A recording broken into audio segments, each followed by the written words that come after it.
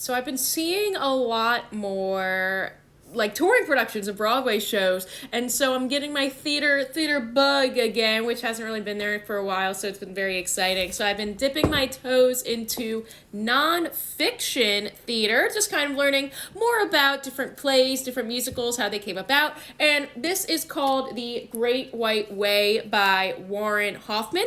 This is really focusing on the tagline here is race and the Broadway musical. So really focusing on how race is addressed through different Broadway musicals through various decades of time.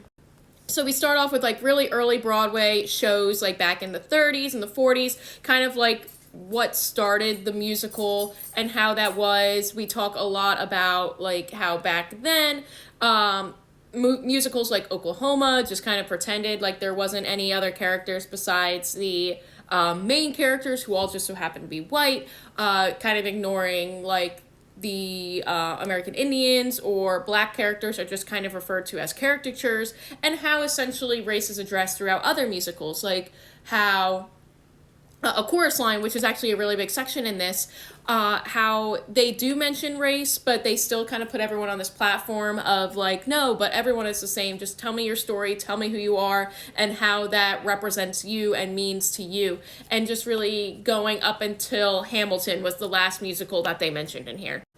While I do really like nonfiction, and sometimes I know that it can be a little slow or a little just kind of dry at times, there are still entertaining ways to do that. And while this book has a lot of information and I did learn a lot from it, I still think that incorporating a little bit more of a story or a different type of narrative would have made it work better for me. I think there's a lot of important information, and it's very interesting to see where we were in the times as these musicals were coming out. However, it just took me a little bit longer to get through because I do not think it was written in a way where I could want to keep picking this up, because sometimes nonfiction is fun. I know people like to think that nonfiction is like completely boring, but that is not the case. If you write a good nonfiction book, then you are able to have an entertaining kind of story or through line. And I think that's just what this needed to bump it up a little bit. Information was great in it, but keeping you engaged, I think, is where it fell and could have been improved upon.